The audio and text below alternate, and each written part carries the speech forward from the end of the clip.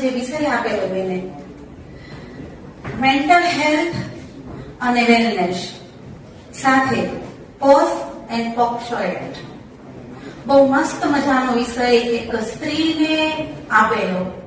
અને મારા જે વિષય પહોંચાડવાનો છે ને એ તમારા સુધી ખાસ પહોંચાડવાનો છે. મારી યુવા માતૃશક્તિ, યુવા ભાઈઓ સુધી વિષય પહોંચાડવાનો છે. પણ હું મારા વક્તવ્યની શરૂઆત કરું ને ત્યારે માતાજીને યાદ કરીને કરું છું. આ ભાવ મારી દીકરીઓને, મારા યુવામાં પણ હોવો જોઈએ છે. આપણે આંખ બંધ કરીને માતાજીના શ્લોકને યાદ કરીને પછી હું મારું વક્તવ્ય કરું. 5 હશે તો 5 સુધી પણ હું મારા દેશની વાત, મારા ભારત દેશની માતાની વાત એ સુધી પહોંચાડી શકીશ તો સફળ. સૌથી પહેલા તો આપણે આંખ બંધ કરીને શ્લોકમાં જોડાઈએ.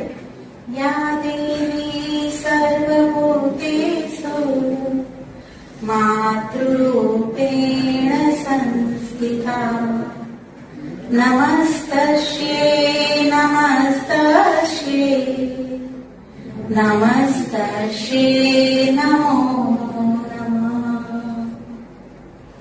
એક મારી વાત હું તમને, આ બધું પરિચય જે કાંઈ છે, પણ હું એક સામાન્ય સ્ત્રી અને એક શિક્ષિકા અને એક માતા, આ ત્રણ જ છું.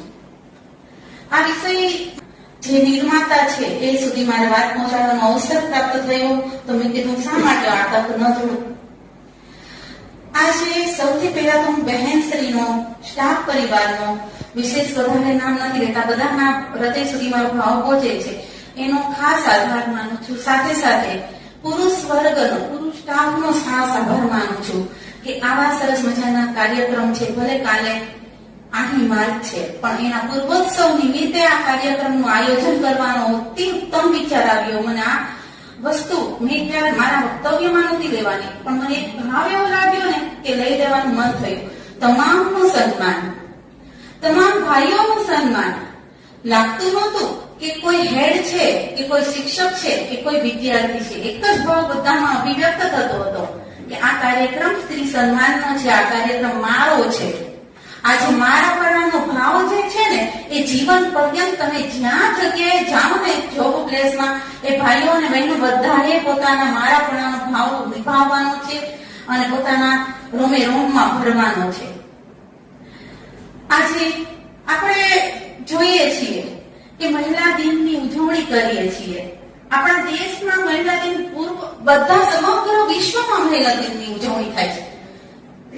આ ખરેખર આપણે ઉજવણી કરવાની જરૂર જ નહોતી.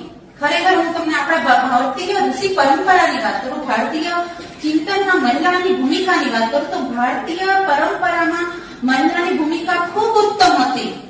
મહિલાને દરેક જગ્યાએ પુરુષને સમકક્ષ સ્થાન દેવાતું. મહિલાની પૂજા થતી, મહિલાને ઘૂંઘટ પ્રથા નહોતી.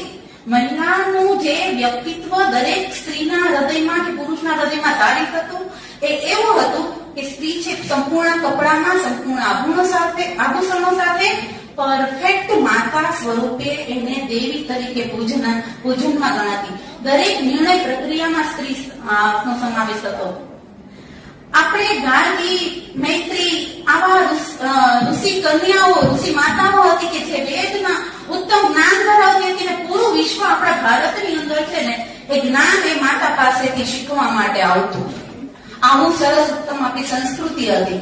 સીતા માતાના સતીત્વ જેવું ચરિત્ર હતું ઉત્તમ કે કોઈ રાવણ છે ને એ ઈચ્છા રાખે ને તો એના સતીત્વને એ અડી નહોતો શક્યો અને એની સતીત્વની પરીક્ષા છે એ સાક્ષાત અગ્નિ પણ એના દેહને બાળી નહોતી શકી. સરસ મજાનો આપણા જે ઉદાહરણો આપણે રાણી અહલ્યાબાઈ હોલકર, એ તો એવી સ્ત્રી હતી કે જેના જ્યારે તેને યુવા કાળ દરમિયાન એને શાસન દીધું મેવાડનું શાસન જ્યારે દીધું ત્યારે એના જીવનમાં કેટલા સેટબેક્સ આવેલા. આપણને તે માતા એમ કહે ને કે બેટા મોબાઈલ નથી લાવતો, સુસાઇડ કરી નાખે દીકરી. આટલું કઈ સહન શક્તિ આપણામાં નથી. માતા પિતા આપણને કઈ કે ને તો સહન નથી થઈ શકતું. આ સહન શક્તિની દેવીઓની વાત તો સાંભળો. સીતા માતા જેને નાનપણમાં રાખેલી હતી, ઉછરેલી હતી, જનક રાજાની પુત્રી જનક નંદિની, એ સીતા માતાએ પોતે સાસરે આવીને ક્યારેય રાજમહેલનું સુખ ન ભોગવ્યું. પોતાના સતીત્વની પરીક્ષા હંમેશા એને દેવી પડી, છતાં એને સુસાઇડ કરવું, છતાં એની મેન્ટલ હેલ્થ ગુમાવી નહોતી. દરેક અવસ્થામાં આનંદમાં રહેતી. અહલ્યાબાઈ હોલકર જેનું ઉદાહરણ તમે સાંભળેલું નથી, સીતા માતાનું સાંભળેલું. અહલ્યાબાઈ હોલકર એક દીકરી પાસે એનું આદર્શ ઉદાહરણ હોવું જરૂરી છે તમારે માટે ખાસ, કે તમે જ્યારે માતા બનશો ને ત્યારે તમારા બાળકોને આ ઉદાહરણો પ્રોવાઈડ કરવાના છે. ઇવન તમારા નાના ભાઈ બહેનને, ભાઈઓને, બહેનો બધાએ આ ઉદાહરણ પ્રોવાઈડ કરવાના છે. કે અહલ્યાબાઈ હોલકરના જ્યારે એને સુશાસન સંભાળ્યું, એના સસરાએ એને આગળ કર્યા, એના જીવન 28 વર્ષની રાજનીતિના જીવનકાળમાં એને પતિ મૃત્યુ પામ્યા, એના સસરા મૃત્યુ પામ્યા, દીકરા, દીકરી, જમાઈ બધા સંપૂર્ણ પરિવારનું મૃત્યુ થયું. કેટલા દુઃખ એક પછી એક, છતાં મેન્ટલ હેલ્થ, આપણે જે આ ટોપિક છે ને એના ઉપર જઈએ છીએ. મેન્ટલ હેલ્થ એની સ્ટ્રોંગ હતી, ભગવાન ઉપરની આસ્થા હતી, એને પોતાની આસ્થા ગુમાવી નહીં.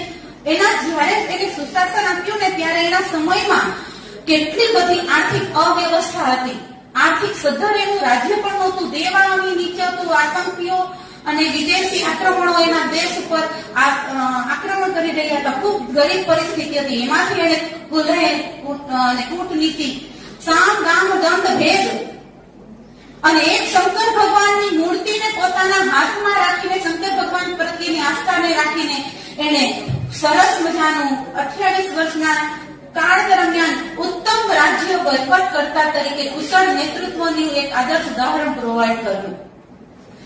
એને આ શક્તિ મળી ક્યાંથી? આટલા સેટબેક્સ હોય આપણા જીવનમાં, ખાલી એક મેં તમને વાત કરી, કઈ